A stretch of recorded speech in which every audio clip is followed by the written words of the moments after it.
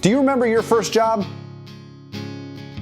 I remember mine. There was this used video game store at the end of my street, right where my neighborhood started.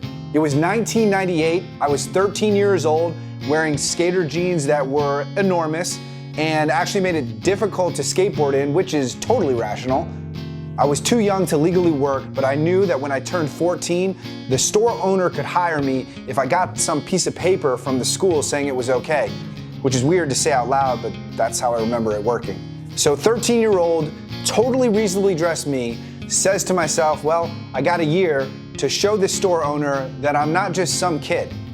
So I would go into the store as a customer and I would re-alphabetize CDs that other people put back in the wrong order.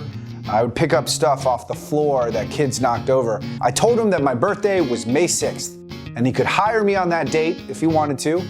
I told him that if he took a chance on me, he wouldn't regret it. Today, I'm 36 years old and that is still my favorite job of all time. Sometimes that's what a job is. It's fun, but not all jobs are like that, right? We all know that. Sometimes a job is just for getting by, or maybe building a better life for your kids. That's what a lot of people are trying to do right now. A lot of people who lost their jobs during this pandemic, they still don't have them back.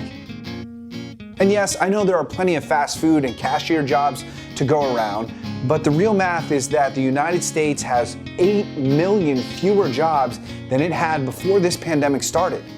What we just went through altered the very nature of entire industries, and some of those jobs are never going to return. With the pandemic seemingly coming to an end here in the United States, I feel like the sun is bright. I feel like there's a light at the end of the tunnel. But that's my tunnel. Maybe yours? It's not everyone's.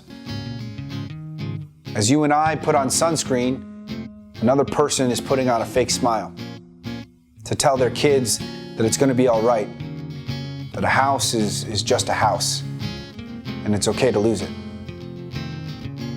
I hope you're having a great summer, but please don't forget about those who aren't.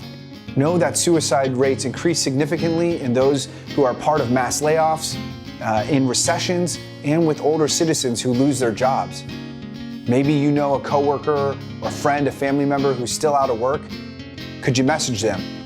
Could you maybe connect them with somebody you know at a company who's hiring?